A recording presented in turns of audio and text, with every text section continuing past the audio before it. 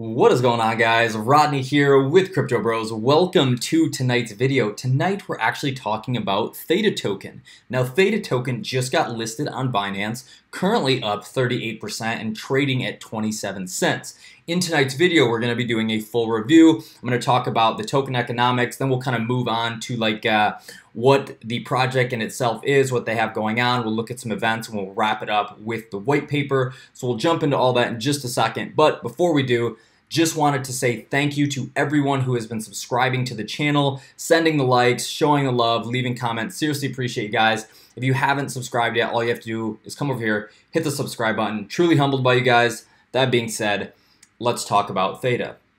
So the very first thing we'll notice is this monster run up today. And last night when I was putting this content together, price point was at 19 cents and the market cap was at $124 million. Currently it is at $167 million. So that is a huge jump in market cap. And if we just look at this 24-hour volume, we are at $73 million in 24-hour trading volume. That is insane, especially for a market cap this low. Circulating supply 638 million and a total supply of 1 billion Theta tokens. Again, depending on how you look at it, that is not crazy high compared to some of the newer projects that are out there, but still on the higher end. If we swing over to Coin Checkup, we can actually see the all-time high is at 31 cents, so we are getting very close to that mark. And typically in a trading setting or in a TA setting, when we kind of break these higher resistances, there is some room to run. I did see some signals coming out today on Theta. Since I already sit on it, I don't actively trade these type of things, but I did pick Theta up sometime in the beginning of the year. I think it was right around the 23 cent-ish mark. I'm not 100% positive on there. Just so to see a gain on this is very nice. I did get it on Gate.io, but now we can get it on Binance, which is great because obviously the volume that is involved with that. Fully working product, semi-decentralized, currently on the Ethereum blockchain, but we'll talk about that in a minute. And one thing that I really want to point out here is that if we look at this, this YouTube, so we see 20x gains, potential billion-dollar project. This one was like a 100x gain video. A lot of the videos that came out, Crypto Crows was a very bold prediction in terms of the long-term, potential of this coin. 10, 20, 50, 100x potential on this. What's crazy about this is when these videos all started coming out, the price point was still very close to the all-time high. We're talking in the 25, 26, 27, 30 cent range. I think Crypto Crow even said he bought some at 27 cents or 29 cents. So they're projecting there at a super high, return on investment by holding the coin. So if you're thinking about getting in, we see it's obviously up 40%. But a lot of people are looking at this as a long-term project, and I think you'll see why they have that thought process once we actually break down what Theta is actually doing. In terms of upcoming events, huge month for Theta. Blockchain Explorer, June 30th, initial testnet, June 30th, testing environment, POC demo. So we've got a lot of things going on this month.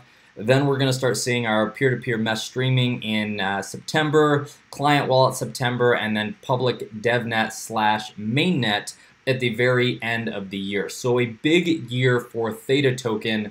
Again, I don't know if you've heard about this before just because it was listed on some smaller exchanges, but now that it's starting to get this much needed volume and much needed exposure on Binance, I think anyone who maybe got in on the earlier part of the year has potential to do very well. Again, a lot of people are looking at this as a long-term hold. So Theta is a decentralized peer-to-peer video streaming platform on the blockchain. Trust me, a mouthful, I get it. But it says here, the next generation of video delivery powered by you. So what exactly do they mean? So if we think about Airbnb, right, a person like myself or you, we could rent out our apartment or our home to someone to stay in, collect money for that. Uber, in a way, you're kind of renting out your car and collecting money for that. With Theta, and the Theta protocol, you're essentially renting out your computer, and more specifically the bandwidth on your computer, which is going to relay video streams out to people in the local community.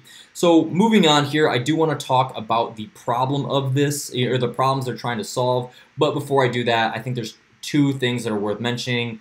One, they are specifically focused on the delivery of the content, not the content itself. You know, if we think about YouTube, right, they kind of regulate the content. You know, there's a little bit of censorship there and what videos go out. They're not focusing on that. They're just focusing on the ability to deliver the content to people who want to see whatever it is they want to see. And then two, this is also an open form or an open protocol platform, which means, or an open source platform, which means developers can basically build dApps, or people can build whatever they want to on top of the Theta actual blockchain when it comes out in the later part of the year. Moving on to the problem. So essentially there's two main problems they're trying to solve. One, they're saying based on people's geological locations in the world, very remote spots, they have a very low quality video streaming experience, a lot of buffering, a lot of issues.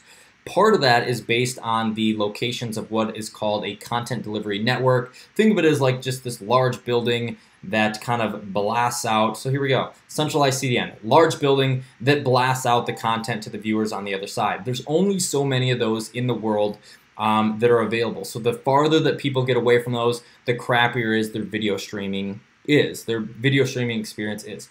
At the same time, these centralized content delivery networks are crazy expensive. So, you know, you guys like you and I, we can go onto YouTube, we can watch videos for free, whatever. But the infrastructure and all the backend stuff is really, really expensive. So they build these buildings with all these servers, and all it does is blast out all this content. And essentially they're like, hey, we're not going to build more of those because it's really expensive to do to bring better video quality to these other people. So instead, we're going to tap into unused bandwidth for, you know, in the local community. That's where guys like you and I come in.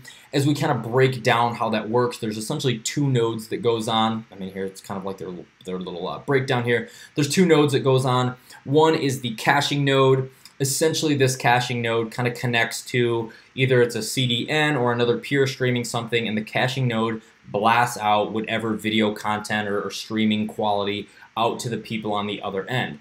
The people on the other end are essentially what's called the viewing node, and that viewing node connects to the caching node, and from there the caching node sends them fragments of whatever the stream is so they can view it. At the same time as that is happening, the caching node is collecting Theta tokens for their services and relaying the stream out to other people. So that's essentially how this works, and you guys can check out, you know, kind of their breakdown here of their solution of the problem and how they're going to go about this. I would say the main piece in all of this, not even the main piece, but just a very big strength for Theta is like their team, their advisors, and their experience in the space. And we'll kind of get down to this here. So as we can see, and you guys know kind of how I do the teams, it is speculative, but in this regard, there is so much experience in terms of video streaming, VR, that there literally couldn't be any more qualified people to launch this project. So these guys right here are all from Sliver TV. Sliver TV is like this large esports video game streaming service, has a ton of users on it, is very popular. The gaming space is not my space, so I'm really not qualified to speak on that. But Mitch Liu, you know, co-founder of Sliver TV, co-founder of GameView Studios, co-founder of Tapjoy, just has done a lot in this space. So these guys more than qualified to handle this task, and they're already on the right track. Like they have a beautiful track record, and it is worth noting that Sliver TV is the parent company of Theta or Theta Labs. So moving on, just blockchain team, obviously another set of quality guys, but if we go down to their strategic partners, all these guys in here are VC. This is venture capitalist money. There's some very big names in here. One that you'll kind of notice in terms of the early adopters, early investors, whatever, notice from the blockchain space is Elf.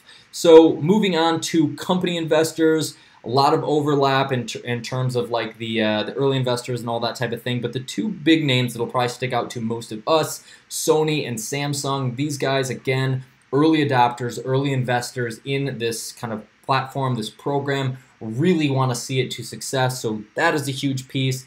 And then as we get down to this advisory council, this is where stuff gets really interesting. And what you're about to see is how much clout, how much experience, how much knowledge these guys are bringing to the table, both from their blockchain advisory council to their actual advisors. So first on deck here is Steve. Steve was an original developer of the Ethereum project. He's also the co-founder and CTO of CryptoKit, as well as serves as an advisor for blockchain projects, Eternity, Poet, and Polymath.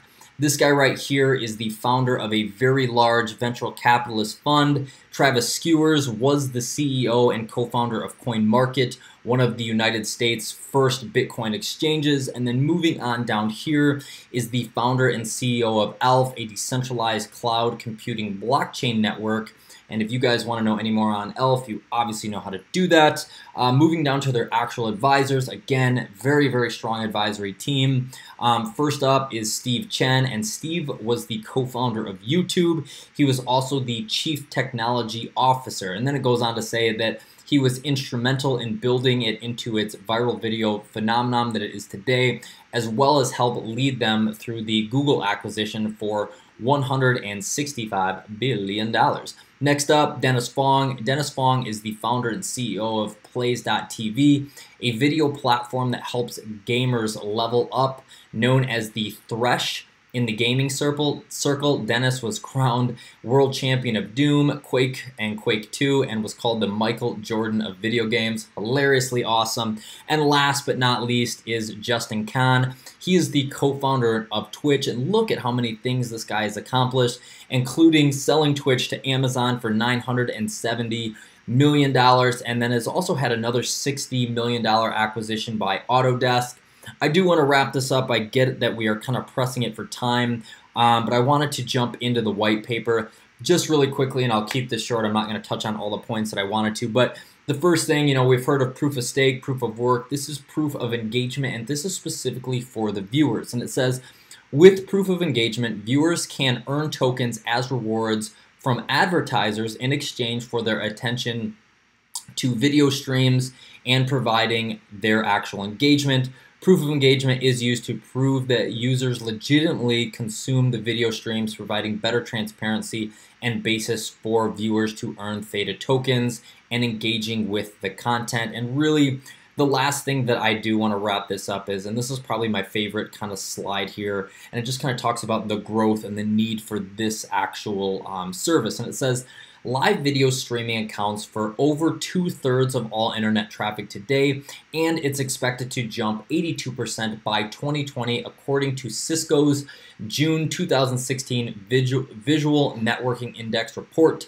In the US, millennials between the ages of 18 and 34 are driving the growth of video streaming and are heavy users of services like Instagram, Spotify, and Snapchat. Video or streaming video among this group has jumped 256% from an average of 1.6 hours per week to 5.7.